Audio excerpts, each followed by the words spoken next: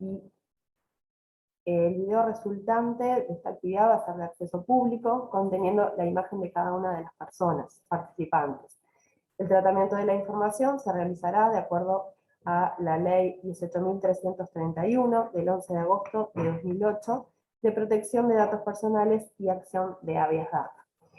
Bueno, esta capacitación viene a culminar el ciclo que estamos realizando desde el Instituto Nacional de las Personas Mayores, y bueno, dado que el pasado 10 de diciembre fue el Día de los Derechos Humanos, nos pareció sumamente importante poder incluir esta temática, también dando cuenta que, bueno, que el lema de este año, o el tema de este año es la igualdad. Saludamos a Lorelei Miraglio, que es nuestra intérprete de lengua de señas, que también nos va a estar acompañando. Y también saludamos a Susan Gómez, que es la directora adjunta del Instituto Nacional de las Personas Mayores, que también nos está acompañando, dado que la directora nacional está haciendo uso de su licencia. Y bueno, les contamos también que esta capacitación va a tener como expositor a Fernando Goulart, quien es el coordinador de la Secretaría de Derechos Humanos y de la Presidencia de la República. Fernando Goulart ha sido docente del seminario El enfoque de derechos humanos en las políticas públicas, del Diploma Superior en Derechos Humanos, Democracia y Estado de Derecho de Flaxo, Uruguay. Fue docente del curso internacional de políticas públicas en derechos humanos del Instituto de Políticas Públicas en Derechos Humanos del Mercosur. Fue coordinador, a su vez, del eje estratégico, conocimiento y educación en derechos humanos, de la Dirección de Derechos Humanos del Ministerio de Educación y Cultura. Fue coordinador también del Servicio de Paz y Justicia de Uruguay y del capítulo Uruguay de la Plataforma Interamericana de Derechos Humanos, Democracia y Desarrollo. Los derechos humanos constituyen un componente fundamental de los estados de derecho contemporáneos. No obstante, el desarrollo del sistema de garantías para hacerlos efectivos aún está en proceso de construcción y desarrollo. En particular, un campo central en el desarrollo de las garantías de derechos humanos lo constituyen las políticas públicas que asumen como problema las vulneraciones y la no satisfacción de los derechos, así como las brechas de desigualdad según poblaciones y procuran su superación. Comprender el carácter de este programa en construcción es fundamental para asumir su institucionalización y potenciar su desarrollo. La capacitación va a partir de la conceptualización sobre los derechos humanos y sus garantías para avanzar hacia las definiciones metodológicas de la incorporación del enfoque de derechos humanos de las políticas públicas. Les pedimos que por favor mantengan silenciados sus micrófonos. Va a haber un espacio también para intercambio, para preguntas al finalizar la exposición. También durante el transcurso de la ponencia pueden escribir a través del chat también sus comentarios, sus consultas. Y bueno, ahora los invitamos y las invitamos a escuchar a Fernando Goulart. Muchas gracias, Ivana, muchas gracias a Imayores por la invitación a participar, a ser parte de esta capacitación. Desde la Secretaría de Derechos Humanos, para nosotros es muy importante que se realicen este tipo de actividades y sin duda que la capacitación en relación a los derechos de las personas mayores es uno de esos grandes temas que requiere un desarrollo, una elaboración, un pensar juntos, ir avanzando, porque como decía un poco esa introducción que nos presentaba Ivana, estamos en el momento en que esto se está construyendo. El Estado garantista de derechos humanos se fue construyendo a lo largo de mucho tiempo como resultado de las luchas históricas, pero todavía estamos empezando con esto. Y yo hablo un poco desde mi lugar como funcionario público. Mi cargo es un cargo técnico en la Secretaría de Derechos Humanos, y como funcionario público yo sé que tengo la obligación de contribuir al desarrollo del sistema de garantías de derechos humanos. Entonces, estas acciones son, de alguna manera, parte del ejercicio de este compromiso, de esta responsabilidad que nos toca como funcionarios, es parte de nuestra función pública hacer. También comentarles que buena parte de esta reflexión proviene de mi experiencia en sociedad civil. Desde allí fuimos construyendo una visión que apuntaba hacia la incorporación del enfoque de derechos humanos en el Estado, en las políticas públicas en particular, y ese proyecto de alguna manera me llevó a buscar también un lugar en la institucionalidad como funcionario público, y ya hace varios años que vengo trabajando desde el Estado. Así que quiero presentar, la presentación que voy a hacer, lo voy a hacer acompañada con una presentación en Prezi. Lo que voy a presentar primero es un poco el marco de fundamentación del enfoque de derechos humanos, y hacia el final me gustaría poder poner algunos ejemplos que tengan que ver con las políticas públicas para garantizar los derechos de las personas mayores.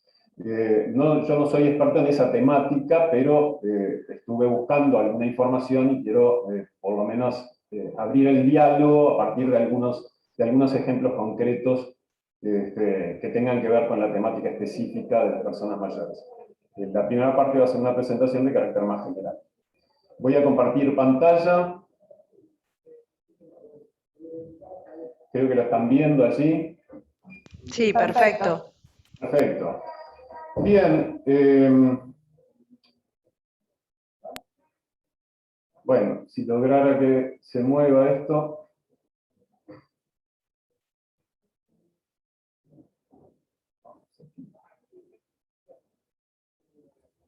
Ahora por lo menos aparecieran las flechitas que no me aparecían, entonces no sabía cómo mover. Vamos a la primera pregunta.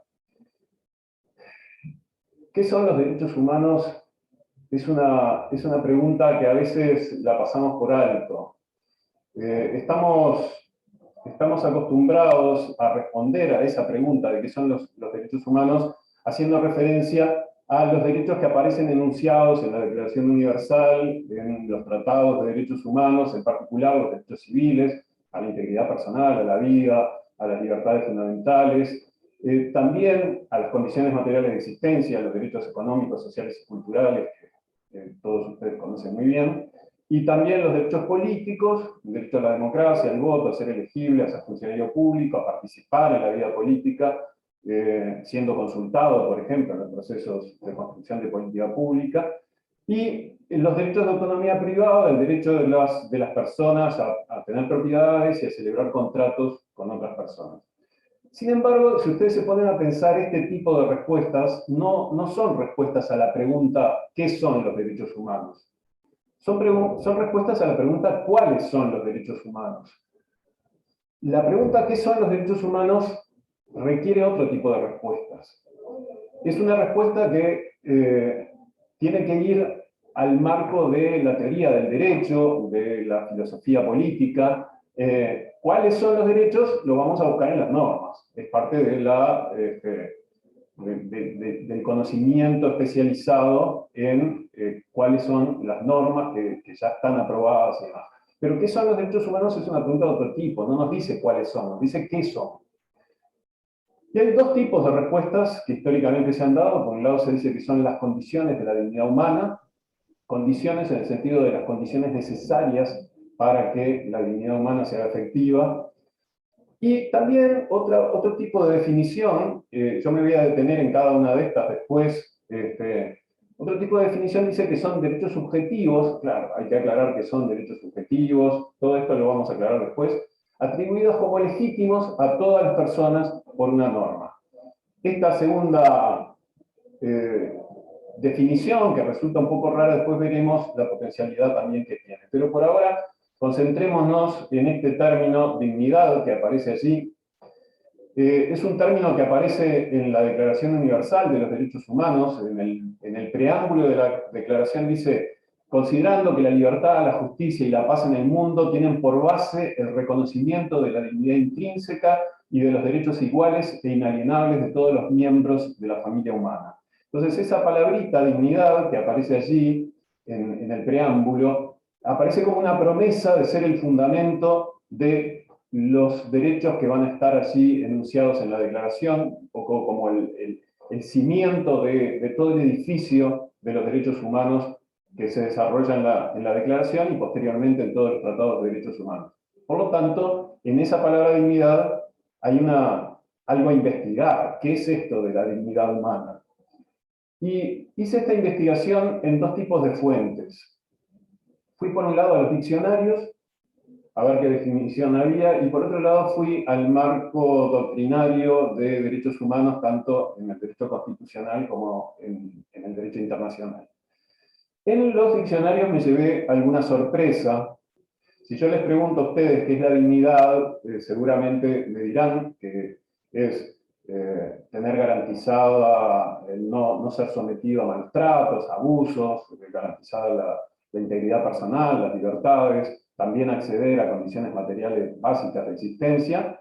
Bueno, yo tengo también esa idea, pero cuando fui al diccionario me encontré con esto. Esto es lo que dice el diccionario de la Real Academia Española sobre dignidad. Excelencia, realce, gravedad y decoro de las personas al comportarse. Cargo o empleo honorífico y de autoridad. En las catedrales y colegiatas, prebenda que corresponde a un oficio honorífico y preeminente como el deanato, el arcedianato. En las órdenes militares de caballería, cargo de maestre, 13, comendador mayor, clavero. ¿Qué es esto?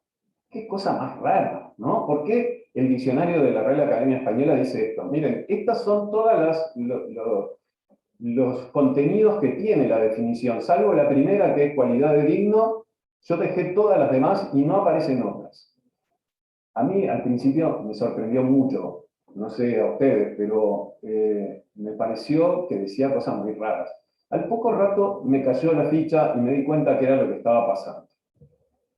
Si ustedes se hacen un ejercicio que a veces les pido cuando trabajamos en talleres, no tanto en una charla como esta, pregunto, bueno, pero ¿a qué suena esto? ¿A qué tiene olor? Y me dicen, a viejo. ¿A qué tan viejo? A medieval, me dicen.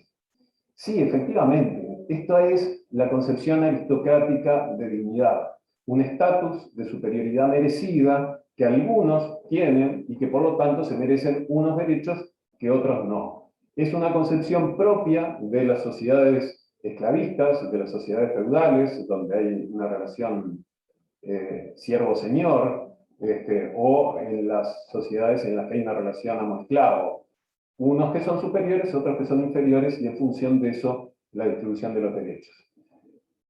Esta concepción, más allá de que está superada, no está tan superada, por lo visto, en tanto sigue apareciendo en el diccionario de la Real Academia Española como la definición que aparece. Debo decir, en defensa del diccionario de la Real Academia Española, que si uno coloca dignidad humana, ahí aparece otro tipo de definiciones, que se van a corresponder mucho más con la otra investigación que yo hice. Yo les decía que también trabajando para un curso hice esta investigación y fui a las fuentes de la doctrina del derecho constitucional y del derecho internacional relativo a la aparición de este concepto de dignidad. Por suerte, el relevamiento de toda la normativa ya existía. Yo lo único que tuve que hacer fue organizar, ¿no? Empecé a recortar todas las referencias y agruparlas por similitud, y se agruparon en tres categorías principales, que son estas que les voy a mostrar. Por un lado, la capacidad y la posibilidad efectiva de realizar un proyecto de vida propio. Un proyecto de vida propio quiere decir un proyecto elegido autónomamente, elegir qué vida quiero vivir, quién quiero ser, qué tipo de familia quiero constituir, o si no quiero constituir una familia, elegir qué trabajo quiero tener, etc.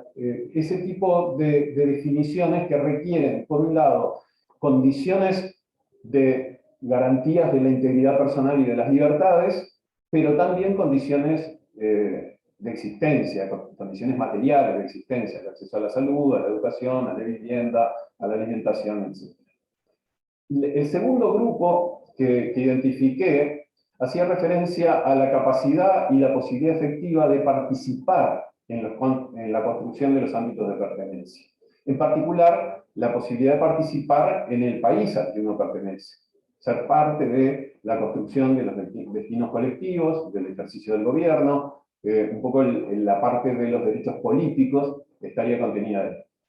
Y una tercera dimensión, que es la capacidad y la posibilidad efectiva de autodeterminarse como colectivo y de realizar su propio proyecto de sociedad. El principio de autodeterminación de los pueblos, por ejemplo, está acá. Pero también el derecho a asociarse, a reunión, asociación, parte de las libertades fundamentales, tiene que ver también con esta idea. Entonces, tres dimensiones, una de la dignidad en el individuo, otra del individuo participando en el colectivo, y una tercera dimensión, la dignidad de los colectivos. Esta última, todo este marco de dignidad tiene que ver con una construcción filosófica que se fue realizando a lo largo de la modernidad y que concibe que la dignidad, a diferencia de aquella concepción aristocrática, tradicional, conservadora, que aparece al principio en el diccionario de la Real Academia Española, la dignidad es aquello que no puede tener precio, porque la condición humana no puede ser reducida a mercancía, no puede tener un valor económico y transarse en el mercado. La condición humana prohíbe, por lo tanto, la esclavitud, ¿no? O la reducción a objeto por medio de la violencia. Porque la persona es considerada un fin en sí mismo. El imperativo categórico de Kant dice, trata a la humanidad en los demás y en ti mismo siempre como un fin, no solo como un medio. No dice que no pueda ser medio también en algunas ocasiones, pero nunca reducido a medio, nunca reducido a objeto. Esta idea de la persona humana obviamente es una construcción histórica, es una construcción cultural, porque si ustedes miran en las frases, a propósito, yo puse no puede, no puede, no puede, en las tres primeras. Bueno, no puede en términos normativos, en términos, no es una imposibilidad física. La esclavitud existió efectivamente y existe aún hoy. Muchas situaciones reducen a las personas a objeto. Probablemente muchas situaciones de personas mayores hoy reducen a las personas a objeto, y eso es parte de lo que después podríamos detenernos hacia el final. Y no puede ser reducida a objeto porque cada uno de nosotros, simples mortales, tenemos una vida que se va a terminar, nos vamos a morir. Vamos a tener un ciclo de vida en el que vamos a envejecer y nos vamos a morir. Y tenemos con nuestras decisiones la posibilidad de construir un sentido. Y ese sentido solo se lo podemos construir cada uno de nosotros. En interacción con los demás. Es una construcción también colectiva, pero donde hay un nivel de la autonomía en el que es insustituible que uno defina autónomamente qué vida quiere tener. Por lo tanto, esta es la base de que no podamos ser reducidos a objetos. Eso nos lleva a que cada uno sea una diferencia. Si cada uno construye un sentido propio, cada uno es una diferencia de este mundo. Y eso es una riqueza en el colectivo. La diversidad enriquece a las sociedades. La igualdad en derechos es la condición para que puedan existir diferencias. Podríamos tener una consigna que alguna vez vi en alguna campaña que dice más igualdad, más diversidad. Más igualdad en derechos es la forma de tener más diversidad en la sociedad y por lo tanto más riqueza como colectivo, como sociedad. La idea de la autonomía está en todo esto. Autonomía quiere decir generar la propia norma, fijarse uno la norma que conduce su actuación, poder realizar una reflexión ética y a partir de ella definir de qué modo nos vamos a guiar en los colectivos y de qué modo vamos a ir construyendo nuestra propia vida. Y esto nos coloca en el mundo en relación con otros, y ahí dice además una palabra, estar políticamente en el mundo en relación con los otros y las otras. Acá en esta frase final hay como dos dimensiones que son particularmente importantes. Uno es esta situación existencial de estar en el mundo en relación con otros y otras. Este lugar del otro es un lugar complejo en principio. ¿Qué es el otro para mí? El otro es alguien que puedo reducir a objeto. Bueno, en principio es desde un marco normativo, de una perspectiva de derechos humanos no debería ser así, pero desde un punto de vista de la posibilidad, esa posibilidad está planteada. Del mismo modo que está planteada la posibilidad de que, bueno, no le voy a hacer daño, pero si sufre es indiferente porque es problema de él, que se haga cargo. O el otro es alguien cuya dignidad me compromete y por lo tanto voy a poner mis esfuerzos para luchar para que todas las personas puedan tener una vida digna. Son posicionamientos que en principio no obedecen a una verdad escrita en los cielos que diga cómo son las cosas en el mundo. De hecho, la esclavitud ha existido, la violencia sigue existiendo, hay distintas formas de relaciones de dominación que siguen generando una lógica que no es la del compromiso de todos con la dignidad de todas las personas. Estamos en el mundo en esa situación existencial y ahí se generan conflictos. Y los conflictos se pueden resolver por la violencia, pero también se pueden resolver por la política.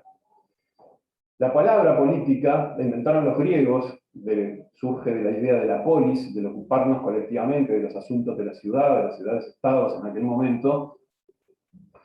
Y para los griegos la política era la superación de la guerra. En principio existía la guerra y las ciudades amuralladas se habían constituido como un espacio preservado de la guerra.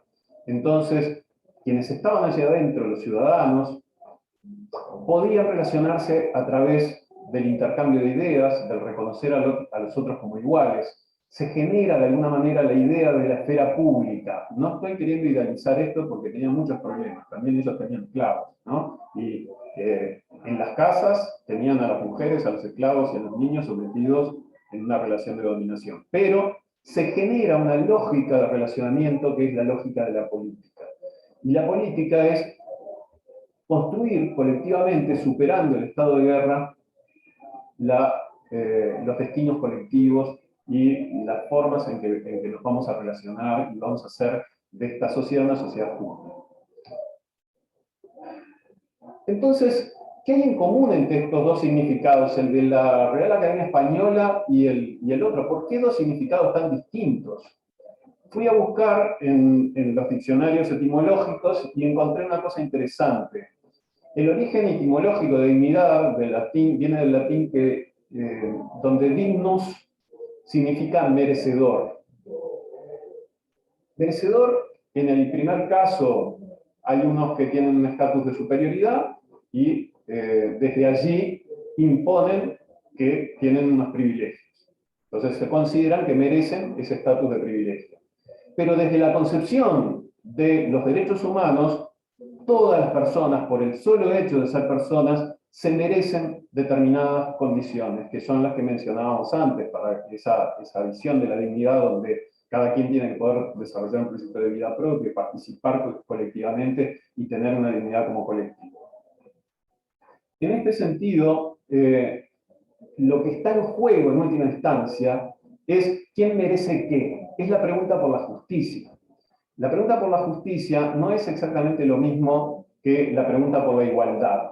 No es en qué tenemos que ser iguales, es en qué tenemos que ser iguales, en qué es justo que seamos iguales y en qué es justo que seamos distintos, en qué es justo que tengamos iguales derechos todos por el solo hecho de ser personas y en qué podemos tener distintos derechos independientemente de la condición humana. O sea, unas personas pueden tener unos derechos y otras. Hay algunos derechos que no serían de este carácter de derechos humanos universales. Pero hay una esfera de derechos humanos que esa sí tiene que ser común para todos.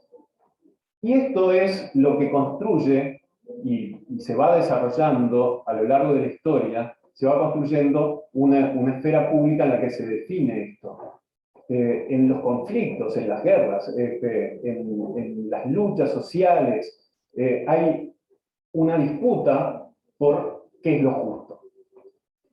Y muchas veces aquellos que han sido dominados han peleado para que pudieran tener los mismos derechos que otros. Por eso es que las luchas sociales van generando la construcción del enfoque de derechos humanos, porque aquellos que históricamente han sido discriminados, han sido excluidos, han sido dominados, buscan tener los mismos derechos que aquellos que se consideraban superiores. En este juego del poder, otra vez, o lo resolvemos con la violencia o lo resolvemos en el marco de unas reglas de juego que nos permitan procesar los conflictos. Y allí es donde aparece el derecho como una construcción social también, donde el derecho son las reglas de juego del poder, que tiene siempre un carácter contradictorio, ambiguo, es un campo en disputa también. El derecho puede poner límites a los poderosos, pero también puede ser una tecnología de control y otorgar legitimidad a una orden de dominación. El apartheid en Sudáfrica estaba fundamentado en normas jurídicas. Podríamos seguir con otras características, pero tengo miedo que me quede corto el tiempo, así que voy un poco a qué es lo que hace el derecho. El derecho, en la norma jurídica, establece una situación jurídica, una relación entre un titular de un derecho y un titular de una obligación. De modo que, si el titular del derecho entiende que el titular de la obligación no está cumpliendo con su obligación, puede recurrir ante un tribunal para que, en caso de fallar a su favor, ponga al poder del Estado en función de obligar al obligado a cumplir con su obligación. Por lo tanto, a satisfacer el derecho del titular del derecho. Siempre un derecho es una expectativa de un comportamiento de otro, que sería el que tiene una obligación correlativa, ¿no? Si yo tengo el derecho a que se respete mi integridad personal, todos los demás y yo mismo tenemos la obligación de no vulnerar mi integridad personal, no lesionar mi integridad personal. En ese sentido, esto que acabo de contar es una forma de contar el relato de qué es lo que hace el derecho, y esta forma de contar el relato es la que suelen hacer los abogados. Y yo la comparto, pero no comparto reducirlo solo a esto, decir que el derecho lo único que hace es esto que acabo de contarles. El derecho hace algo más. Entre los obligados, el principal obligado es el Estado. El Estado no solo tiene la obligación de respetar los derechos, sino también proteger frente a la acción de terceros y adoptar medidas para lograr una progresiva satisfacción del derecho. En ese sentido, el derecho, la otra cosa que hace es internalizar en los actores, personas, pero también en los actores, instituciones, que hay sujetos de derecho con respecto a los cuales el Estado tiene obligaciones. Y estas obligaciones, en particular, son las de adoptar políticas públicas para responder a esas expectativas de no ser lesionado en algo o de recibir una determinada prestación que tiene el titular del derecho. Por lo tanto, el derecho no solo ocurre cuando se produce la vulneración y uno tiene que recurrir ante un tribunal. El derecho también internaliza para que el Estado asuma proactivamente generar medidas para hacer efectiva la realización de los derechos humanos. Esta idea es una idea reciente, es la idea de las obligaciones positivas del Estado. Ya no es solo cuando ocurre la vulneración, es antes de que ocurra la vulneración, el Estado ya tiene que estar pensando cómo hace para hacer efectivos los derechos de todas las personas. Las obligaciones de los Estados es lo que llamamos garantías de los derechos humanos. Y tenemos dos tipos de garantías, las garantías primarias y las garantías secundarias. En general, el discurso de los abogados piensa en las garantías primarias, en las garantías secundarias. Cuando ocurre la vulneración, entonces recurrir a un tribunal para restablecer la situación. Y es sumamente importante, es uno de los componentes fundamentales en el enfoque de derechos humanos que esto ocurra.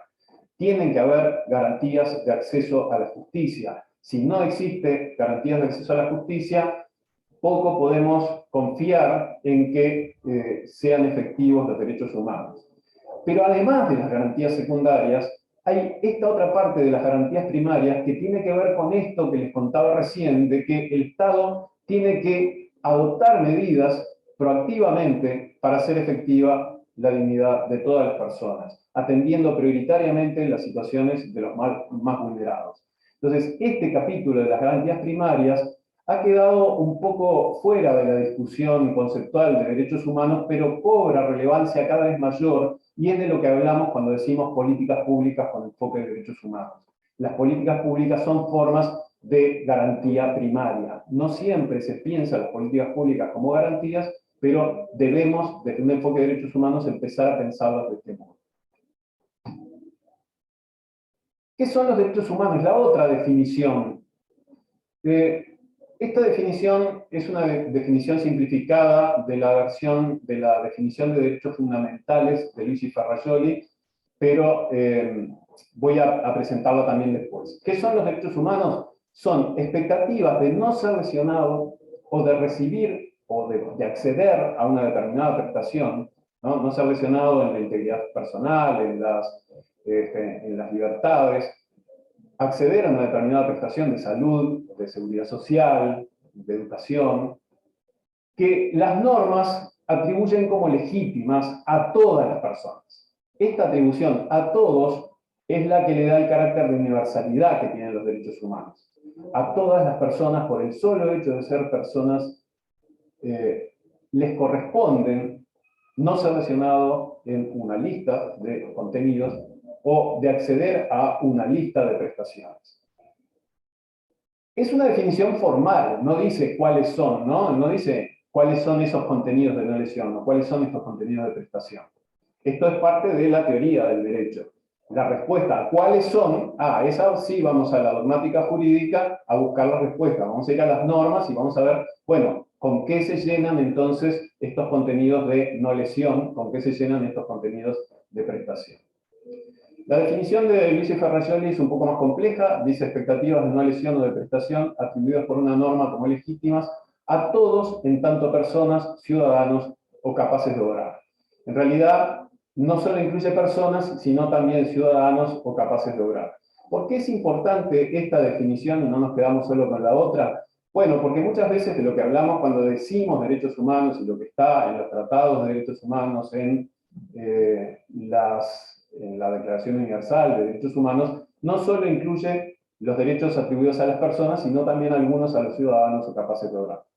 En ese sentido, también hay que entender las relaciones entre estos conceptos. Si uno hace un cuadro de doble entrada en el que coloca...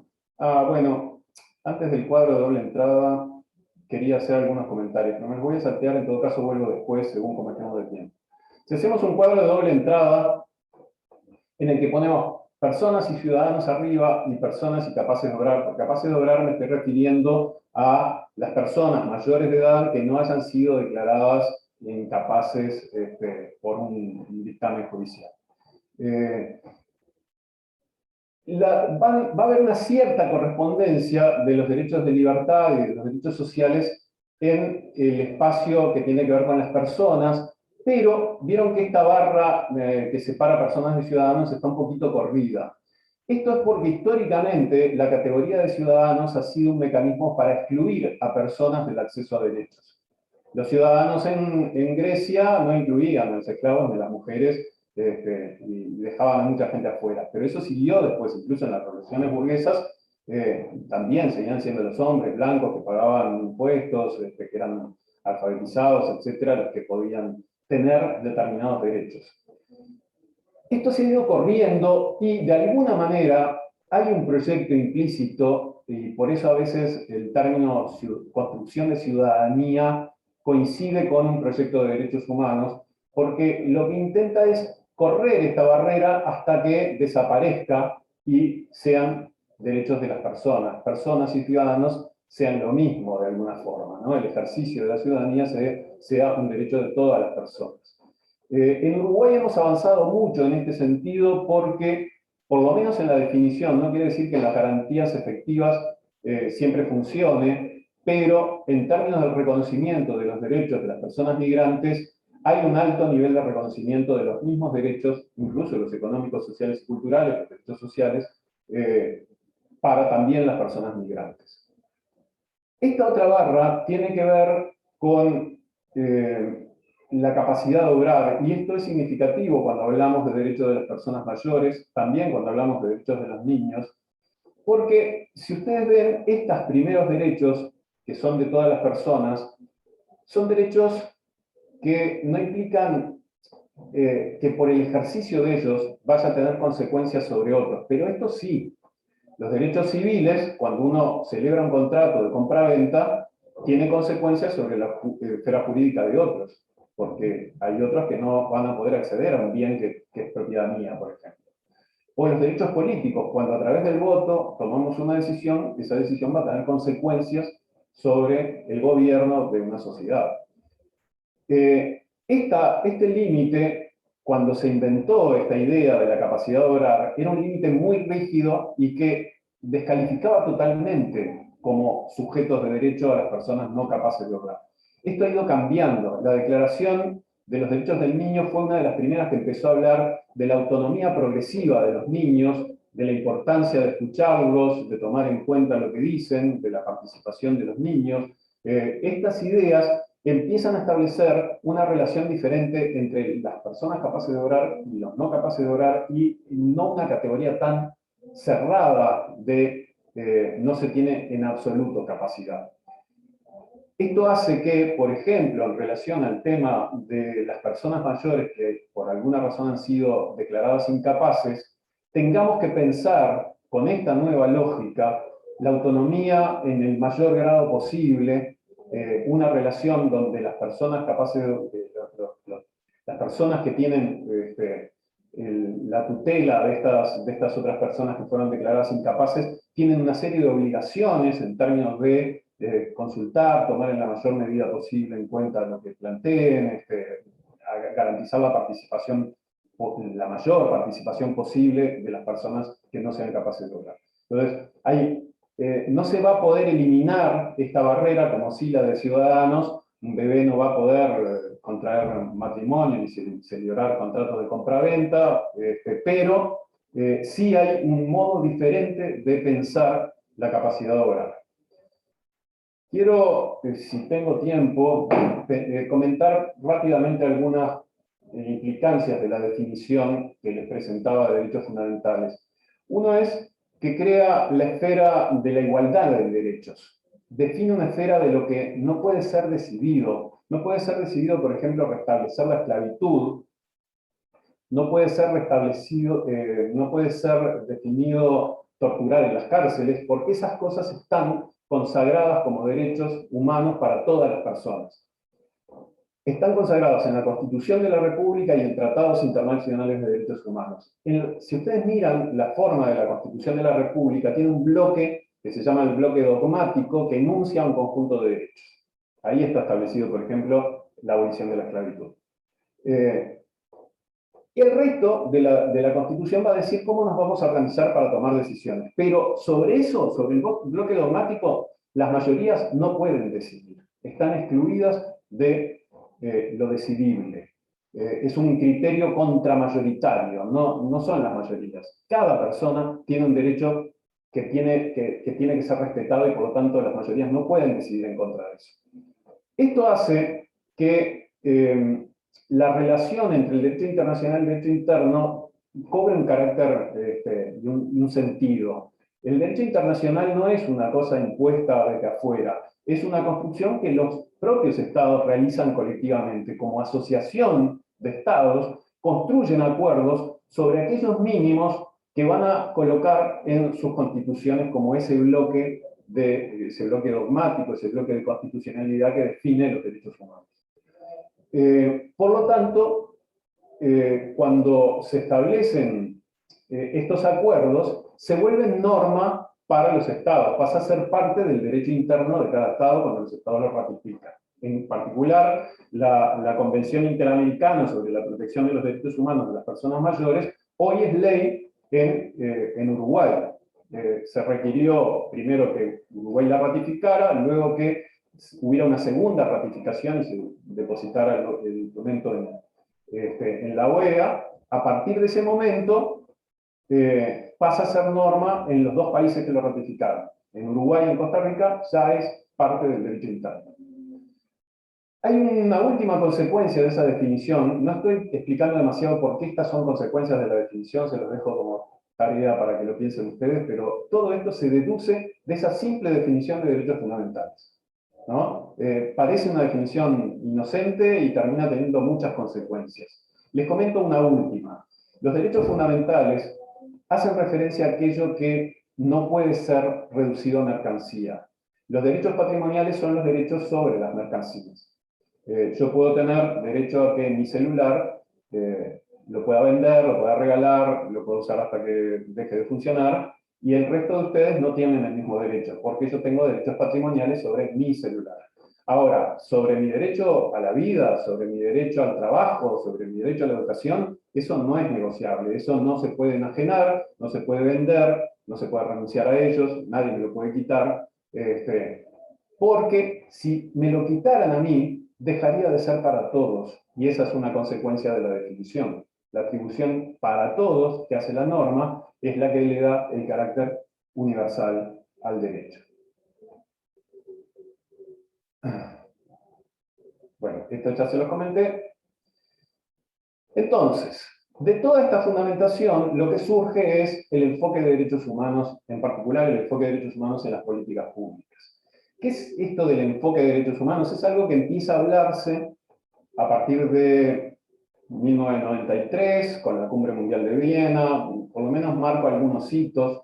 Hacia el año 2000 hay una aproximación entre el enfoque de desarrollo y el enfoque de derechos humanos que hace que todas las agencias de Naciones Unidas también empiecen a hablar de políticas públicas con enfoque de derechos humanos, de incorporar el enfoque de derechos humanos en la actuación del Estado.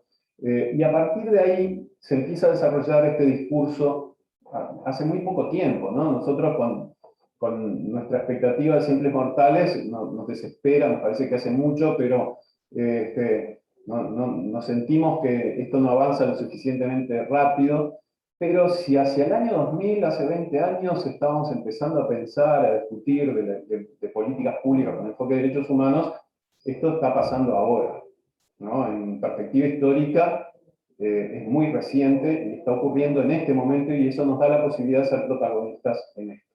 Entonces, el enfoque de derechos humanos, la primera cosa que hace es colocar al ser humano en el centro de la mirada, a todas las personas humanas en el centro de la mirada, en el lugar de ser, de la razón de la institucionalidad y de las políticas.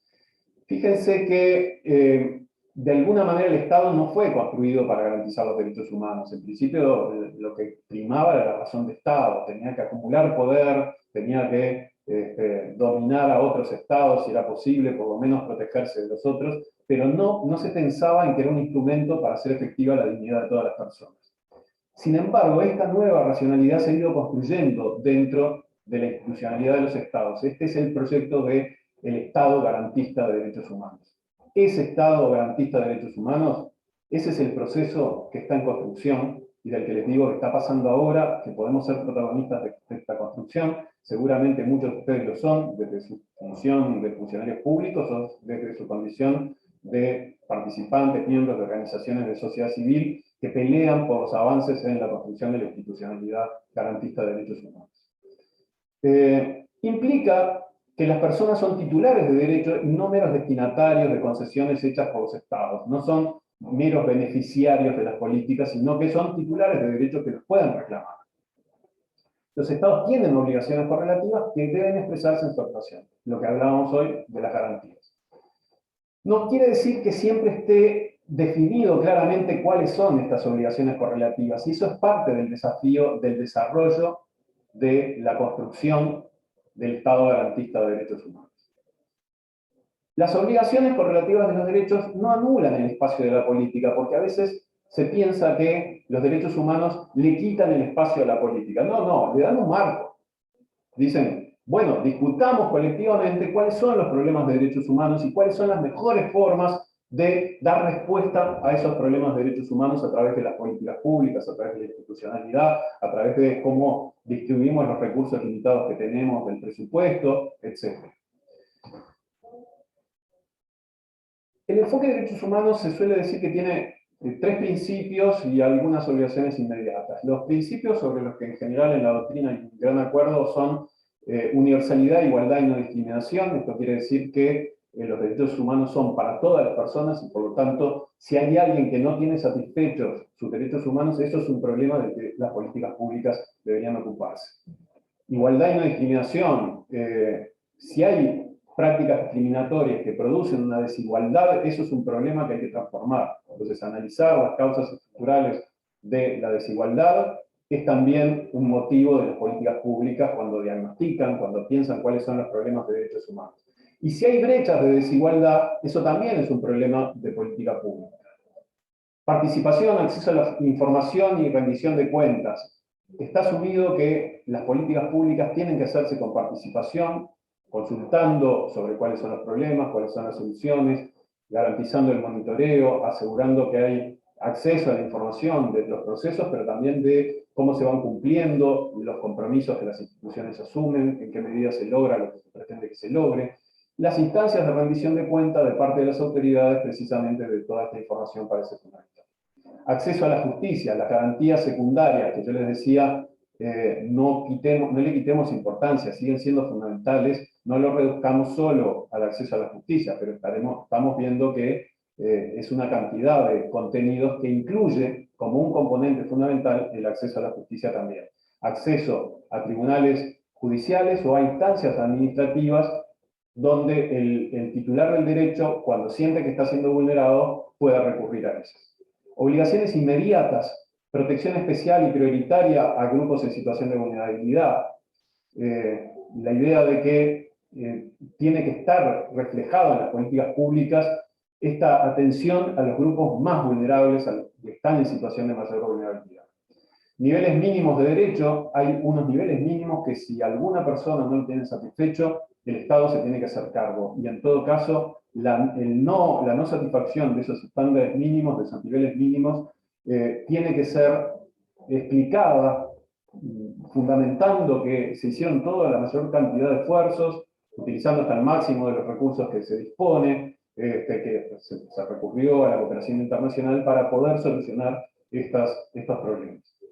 Obligación de progresividad y no regresividad. La idea es que las acciones de la política pública vayan avanzando en términos de mayor satisfacción de los derechos de todas las personas y la institucionalidad no tenga regresividad.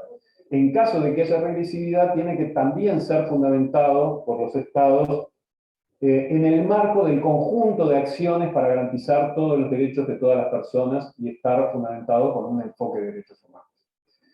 Una obligación fundamental, y es la base de las políticas públicas, es la de adoptar medidas hasta el máximo de los recursos disponibles.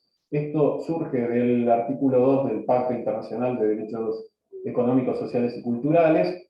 Ha dado pie para todo este desarrollo doctrinario sobre las obligaciones positivas de los Estados. También está mencionado prácticamente en estos mismos términos en la Convención Interamericana sobre la Protección de los Derechos Humanos de las Personas Mayores.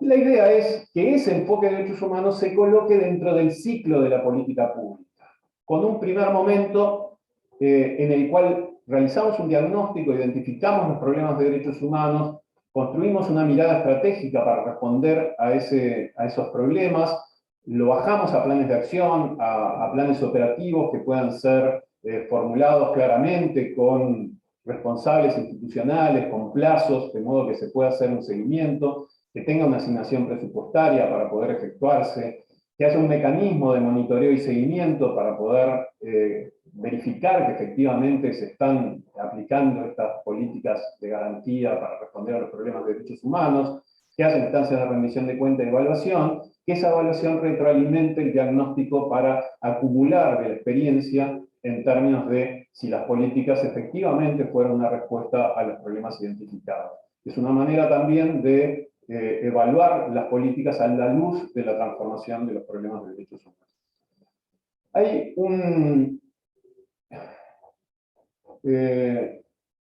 a ver, esperen un segundito.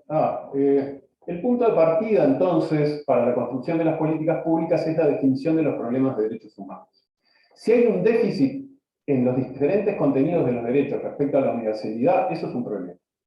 ¿Sí? Que, por ejemplo, el 6,6% de las personas mayores no recibe ingresos de ningún tipo, es un problema si entendemos que es un contenido el acceso a unos ingresos mínimos que le permitan tener una vida autónoma. Capaz que estas personas viven con otros familiares y sus familiares tienen ingresos, pero cada persona tiene que tener un ingreso mínimo para poder ser autónomo, si no estamos dependiendo económicamente de otros. Entonces, este dato que mencionaba recién, tomado del boletín de las personas mayores del BPS, indica un problema de derechos humanos al que hay que dar respuesta.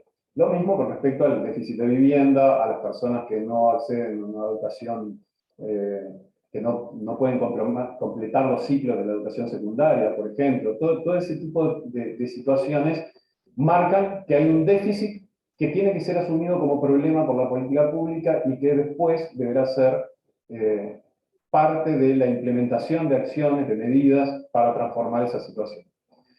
Si hay una desigual distribución de la satisfacción según poblaciones y territorio, si hay brechas de desigualdad, eso también es un problema. En el caso anterior, el 1,9% de los hombres no tiene ningún ingreso de las personas mayores, y el 9,7% de las personas mayores, de las mujeres mayores, los hombres 1,9%, las mujeres 9,7%, parecen ser números chicos, porque son porcentajes chicos, pero 9,7 es 5 veces más que 1,9, es más de 5 veces más. Y eso es una brecha de desigualdad muy grande, que es el resultado también de una cantidad de situaciones de injusticia previas. El funcionamiento de las garantías y su capacidad para hacer efectivas los derechos. También los problemas pueden ser cuando las garantías no están desarrolladas o no funcionan adecuadamente. Podríamos identificar también problemas que tengan que ver con la capacidad, por ejemplo, para inspeccionar los establecimientos de larga estadía para personas mayores que pudiera tener y mayores. Bueno, eventualmente podríamos identificar un problema y ¿qué deberíamos hacer? Incluir en los planes que van a dar respuestas de política pública, cómo vamos a hacer para desarrollar esa capacidad. De pronto, cuando uno dice existe una vulneración de derechos, una falta de cumplimiento de las obligaciones del Estado, no quiere decir que el Estado lo pueda resolver en forma instantánea, pero sí tiene que adoptar medidas y por lo tanto tiene que planificar cómo va a ser para avanzar en mejorar este aspecto. Los problemas en el funcionamiento de las garantías también deberían ser parte de los diagnósticos de derechos humanos y desde ahí dar respuesta entonces a los problemas. Análisis de la interdependencia e integralidad de los derechos y su impacto sobre los distintos grupos de personas, identificación de causas estructurales. Todo esto también es parte del análisis. En realidad vamos a obtener una serie de informaciones, pero los datos que podamos obtener a través, por ejemplo, de indicadores de derechos humanos, requieren un análisis inteligente, entender cuáles son las causas, a partir de ahí construir una visión estratégica para dar respuesta al problema. Hay un tema que me parece bien importante, pero me voy a saltear, simplemente lo voy a mencionar, que es el tema de los indicadores de derechos humanos. Hay dos grandes metodologías, la del Alto Comisionado de Naciones Unidas para los Derechos Humanos y la primero de la Comisión Interamericana de Derechos Humanos y luego retomado por el Grupo de Trabajo de Protocolo de San Salvador. Cada una de ellas tiene algunas características que permiten de alguna manera producir información con un enfoque de derechos humanos. No son metodologías que estén acabadas, el tema de construir indicadores de derechos humanos es algo que está pasando también ahora, hay que seguir pensando cómo hacerlo de la mejor manera.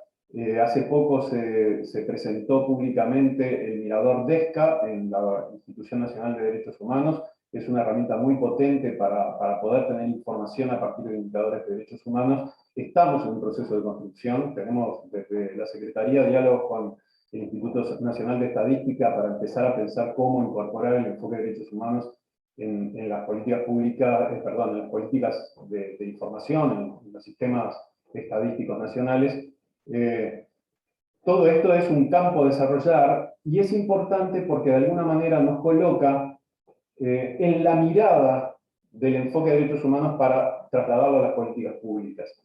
No es que lo que surja de los indicadores va a ser toda la información que nos va a permitir tener el diagnóstico. Va a ser una de las fuentes.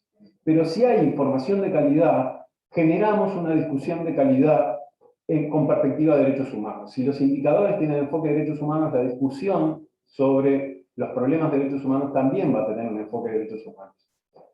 A partir de ahí, entonces, entramos en este ciclo de la política pública que les mencionaba hoy, y quiero poner algunos ejemplos de situaciones vinculadas a las personas mayores, a los derechos de las personas mayores. Perdón, Fernando, quedarían 5 minutitos, si necesitas un poquito más, no hay problema. Perfecto. Les cuento entonces rápidamente, les mencionaba ya el tema de las personas que no tenían ingresos como un problema de derechos humanos de las personas mayores, pero entre quienes tienen ingresos, hay algunos que tienen jubilaciones y otros que tienen ingresos de otros tipos. Dentro de los que tienen ingresos de otros tipos, hay muchos que son pensiones y que son insuficientes, hay muchos que trabajan y a veces trabajan y tienen una jubilación o tienen una pensión, pero trabajan una parte muy importante porque sus ingresos son insuficientes. Entonces, hay un problema adicional que es que las pasividades constituyan un ingreso insuficiente para cubrir al menos una canasta básica total, que lo saque del umbral de pobreza, per cápita, digamos, ¿no? Entonces, el 70%, el 75% de las personas inactivas mayores perciben beneficios por jubilación. Eso quiere decir que hay un 24,5% que no. Y esto tiene que ver con la lógica con la que se construyó el sistema de pasividades. Nosotros no construimos el sistema de pasividades a partir de identificar la jubilación como un derecho humano. Hoy la jubilación no es un derecho humano porque no está garantizado el acceso a una jubilación a todas las personas, sino a aquellos que cumplen con los requisitos para poder acceder a ella por haber acumulado tantos años, por haber hecho tantos aportes, etc. Esta lógica podría ser pensada de otra forma, no es hoy la formulación que tenemos, pero la Convención Interamericana sobre Derechos de las Personas Mayores tiene un artículo relativo a la seguridad social, donde dice los Estados parte promoverán progresivamente dentro de los recursos disponibles que la persona mayor reciba un ingreso para una vida digna a través de los sistemas de seguridad social y otros mecanismos flexibles de protección social. Si uno va tomando los distintos artículos de la Convención Interamericana, ahí aparecen contenidos concretos de derechos que la no satisfacción de ellos tiene que ser relevada como un problema de derechos humanos al que la política pública debe dar respuesta. Entonces, si yo tengo personas que no tienen ingresos por pasividades o que no tienen ingresos suficientes para tener una vida digna, estoy teniendo acá un estándar de derechos humanos en una norma, ya no en una discusión de cuáles deberían ser los derechos humanos, sino en una norma que establece una obligación en relación al Estado, porque acá en Uruguay esto está asumido como ley, desde que entró en vigor la Convención Interamericana. Entonces, hay que, de alguna manera, responder a eso. No quiere decir garantizar ese ingreso suficiente a todas las personas ya. Hay que decir cómo vamos a avanzar progresivamente utilizando hasta el máximo de los recursos para poder hacerlo. Podría seguir poniendo otros ejemplos, pero me quedan 5 minutos. En particular, hay también un ejemplo interesante que surge de los documentos de la Institución Nacional de Derechos Humanos relativo a los establecimientos de larga estadía para personas mayores, donde se identifican una cantidad de situaciones de vulneración de derechos. Por supuesto, pueden haber otras versiones, además del informe que hace la institución, pero el informe de la institución lo que hace es, nos coloca la discusión sobre el problema. ¿Son estos los problemas? Bueno, una vez que identifiquemos cuál es el problema, entonces también deberemos pensar cuáles serían las respuestas. En lo que plantea la institución, no solo identifica el problema en términos de la vulneración de derechos, sino también de la insuficiencia del desarrollo de las capacidades institucionales para garantizarlo. En particular, la insuficiencia de recursos destinada a mayores para poder tener un sistema de inspección adecuado, problemas en la normativa que no cubren a los sistemas de inclusión familiar, donde queda un vacío, que no se sabe quién tiene que inspeccionar determinados aspectos de la situación. Los sanitarios parecen estar más claros, pero los sociales no tanto. Entonces aparece una serie de observaciones que tienen que ver con ya no solo la identificación de quiénes tienen vulnerados los derechos, sino de qué cosas deberían hacerse, definir normas, adoptar, desarrollar institucionalidad, asignar presupuesto para dar respuesta a esos problemas. Creo que estoy en tiempo, probablemente me pasé, voy dejando por aquí entonces y quedo para escuchar las preguntas. Muchas gracias, Fernando, por tu clara exposición en esta temática tan importante y que nos compete a todos. Sobre todo, bueno, destacar este tema de la dignidad y traer también la herramienta de la Convención Interamericana sobre la Protección de los Derechos Humanos de las Personas Mayores, bueno, que es un instrumento que manejamos a diario. Bueno, les comentábamos en el chat que esta capacitación, esta instancia, como está siendo grabada, va a ser luego subida en la página web del instituto. Seguramente esté disponible en los próximos días, así que también los invitamos a poder visitarla y compartirla también si lo desean. Agradecer también a Lorelei, nuestra intérprete que nos está acompañando. En el chat no tenemos preguntas, pero también si lo desean pueden por acá utilizar las herramientas de Zoom, levantar la mano o manualmente o a través de la herramienta de Zoom para comenzar el intercambio.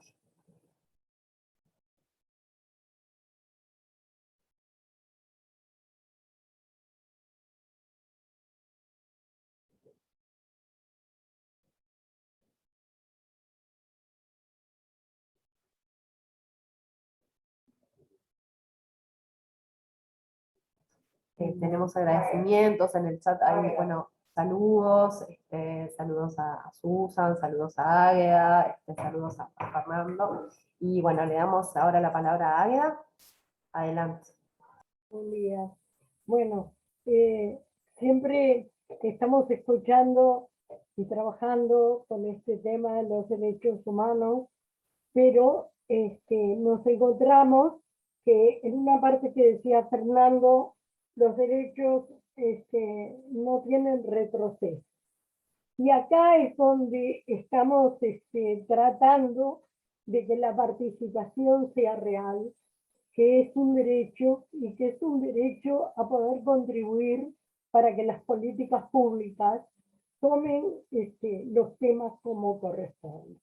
En estos periodos, por el tema de la pandemia, por el términos de cambios de autoridades, nos encontramos que en el Instituto Nacional de las Personas Mayores no cumplen directamente con los cometidos que tenemos en nuestra participación.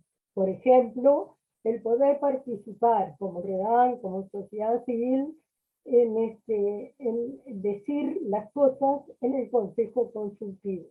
Entonces, ¿cómo hacemos cuando sentimos que en parte nuestros derechos están vulnerados, que venimos para atrás en el tema de cuidado, que venimos para atrás en el tema del derecho a la justicia, el derecho a la participación, el derecho a la educación continua? ¿Cómo hacemos para convencer o para decir a la parte política que actuamos porque tenemos derechos? Somos personas, sujetos de derechos, tenemos que cambiar la visión. Por suerte, la OMS decidió en el día de ayer o antes de ayer que va a retirar el tema de haber puesto la vejez como enfermedad en la lista de enfermedades. Y eso, ¿qué pasó? A través de la sociedad civil y las organizaciones, más que los gobiernos, trabajamos para que eso se pueda. Y en nuestro país tenemos problemas para la participación. Entendemos que todavía el tema de la pandemia está entre comillas, pero deciden por nosotros, por las personas mayores. Entonces, ¿cómo hacemos para eso?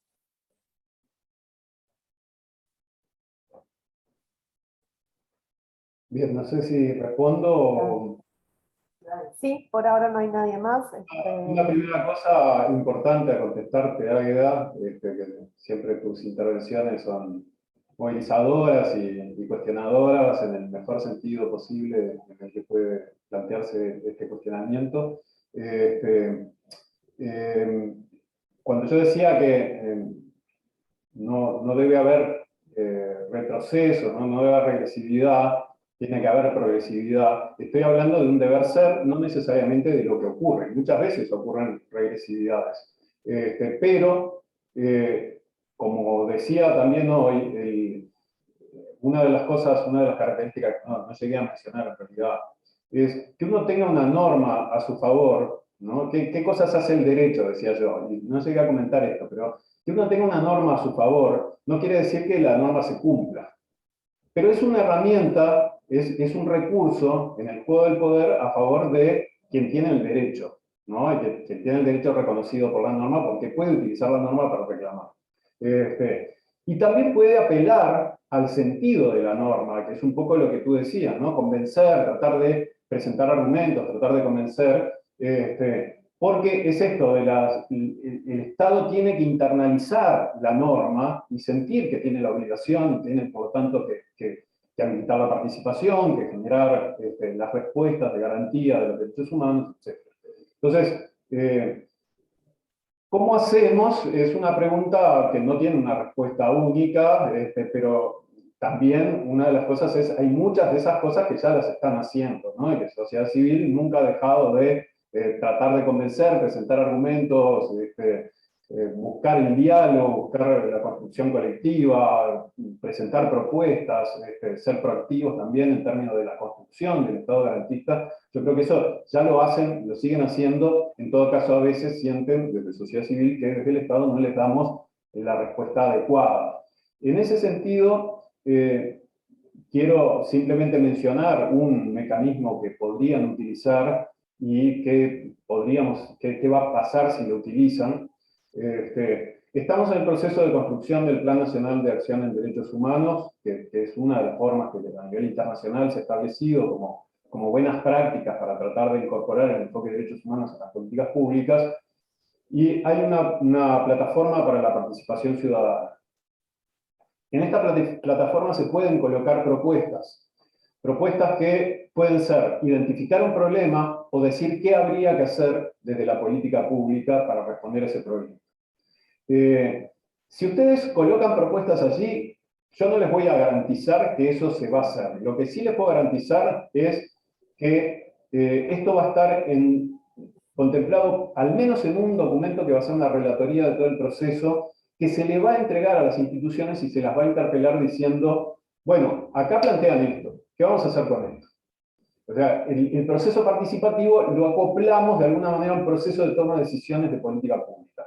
Entonces, incorporamos esta propuesta que plantea sociedad civil. Si dicen, no estamos de acuerdo, bueno, entonces le pedimos a las instituciones que fundamenten por qué no están de acuerdo. Las instituciones tienen la prerrogativa de tomar una decisión en otro sentido. También hacerse cargo después de la valoración que el resto de la sociedad tenga por esa decisión, digamos, ¿no? Entonces, lo que le toca a todo gobierno cuando lleva adelante su política durante un periodo de gobierno, bueno, al final del periodo de gobierno también es juzgado de alguna manera por lo que hizo, por lo que dejó de hacer, pero tiene todo el derecho, tiene la prerrogativa para tomar decisiones, no sobre garantizar un derecho, sino de cuál es la mejor forma para garantizarlo. Hay un campo para la discusión política donde los gobiernos tienen un espacio para tomar decisiones en un sentido distinto de pronto del que pueda proponer sociedad civil. Pero lo que sí corresponde es que las instituciones fundamenten por qué tomaron esa decisión en ese sentido y no en el que le proponían. Pero yo lo que les puedo garantizar es que desde la Secretaría de Derechos Humanos lo vamos a colocar en el documento de relatoría, lo vamos a tomar en cuenta para el otro documento, que es como el borrador de la mirada estratégica, y que esos dos documentos se los vamos a presentar a las instituciones y les vamos a decir, bueno, ¿qué hacemos con esto? ¿Ah? Y que las respuestas que surjan en relación a eso van a estar accesibles públicamente en las páginas de la Secretaría de Derechos Humanos, en un mirador del Plan Nacional de Acción en Derechos Humanos que va a estar funcionando también para ver en qué medida se van cumpliendo con los compromisos que asumen las instituciones y demás. Entonces, por lo menos decirte, ahí tenés una forma de poder colocar esas ideas que estás planteando. Yo lo que tengo es una metodología que conecta con el proceso de toma de decisiones. No garantiza que va a quedar ese planteo. Después, la otra cosa es, creo que podemos pensar junto con los mayores y desde la Secretaría de Derechos Humanos estamos afín a que en el marco del Plan Nacional de Acción en Derechos Humanos se puedan generar mesas de diálogo para la participación de sociedad civil en temáticas específicas. No lo organizamos solo desde la Secretaría de Derechos Humanos, sino en articulación con las instituciones que tienen competencias específicas en las temáticas. Pero creo que podría ser interesante que pensemos en alguna instancia para recoger esos aportes también desde una mesa de diálogo donde podamos tener algunas propuestas, que también incorporaremos en la relatoría del proceso participativo. Muchas gracias, Fernando. Está allí en el chat también la plataforma para la que pueden acceder, la que tú mencionabas, que también estaban consultando.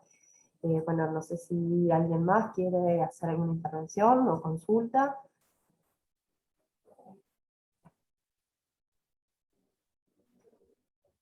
Gaby. Hola, buenos días a todos y todas. En primer lugar, agradecerte, Fernando, por esta instancia muy rica, muy esclarecedora de todos los conceptos que has planteado, que sin duda para el instituto, en el momento en el que nos encontramos, es más que oportuno.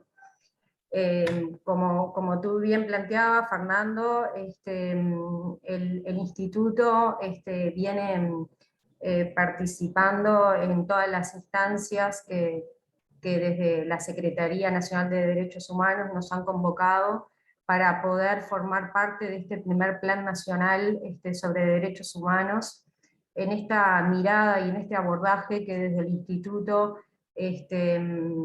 fuertemente trabajamos, junto también con la Convención Interamericana sobre Derechos de las Personas Mayores como norte, que nos guía en nuestras acciones. Y en ese sentido, el poder pensarnos también desde una institucionalidad rectora en materia de envejecimiento y vejez que pueda realizar medidas, acciones afirmativas que tomen en cuenta aquellas vulnerabilidades de derechos.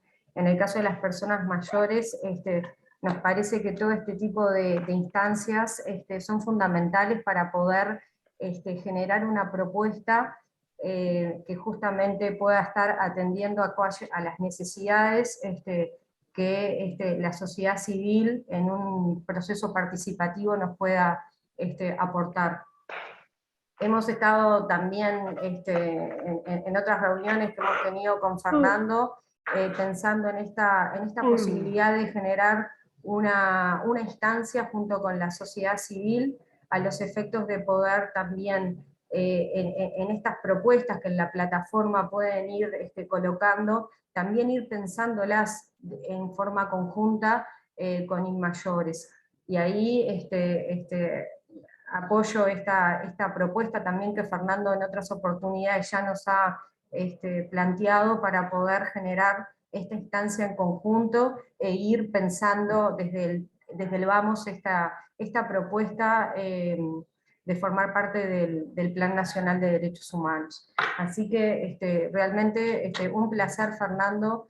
Ayer también Inmayores estuvo participando de una nueva instancia en donde se presentó nuevamente las acciones en el marco del Plan Nacional de Derechos Humanos, así que estamos muy activamente trabajando para eso. Y también mencionar que lo que tiene que ver con la participación social, Inmayores también está dentro de lo que es el 5º Plan Nacional de Gobierno Abierto, y ahí es una también de las medidas para promover la participación de la sociedad civil, justamente en lo que tiene que ver en el ámbito del Consejo Consultivo, a través de una propuesta de promoción de la participación social e inclusión digital, a través de la creación de una plataforma que pueda estar colocada como otra herramienta más de participación en el marco del Consejo Consultivo.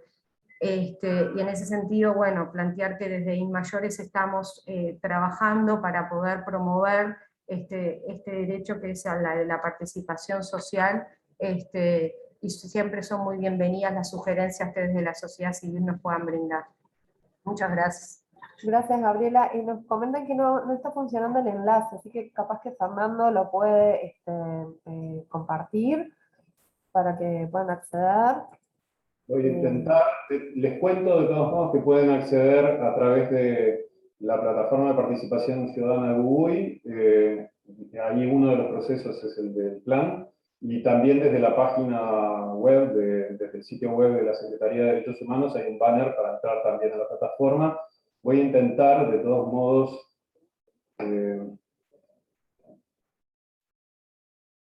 Quizás allí en el chat. si logro cerrar esto.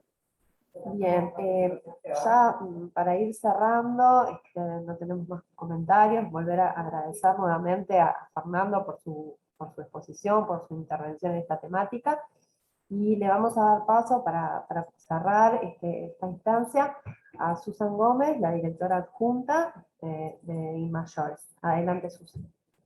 Hola, mi nombre es Susan Gómez, como bien dice, soy la directora adjunta del Instituto Nacional de Personas Mayores. Bueno, en el día de hoy, como se anunció en principio, la directora Malva Torterolo está haciendo uso de su licencia, por eso no nos pudo acompañar. Quiero saludar y agradecer especialmente a Fernando Wilat, coordinador de la Secretaría de Derechos Humanos de la Presidencia de la República, por la excelente exposición en el día de hoy en esta capacitación. Muchas gracias, Fernando.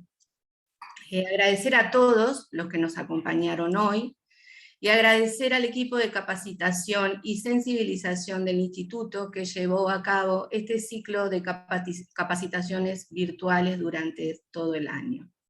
Agradecer a todos, a la sociedad civil y a todos los aquí presentes. Muchas gracias. Bueno, muchas gracias, Susan, por tu saludo.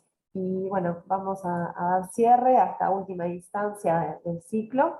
Los saludamos por estar acompañándonos. Y bueno, nos encontraremos brevemente. Los invitamos nuevamente a visitar la página del instituto, también para ver actividades o diversas publicaciones que allí hacemos. Bueno, buenos días para todos y todas. Chao, chao.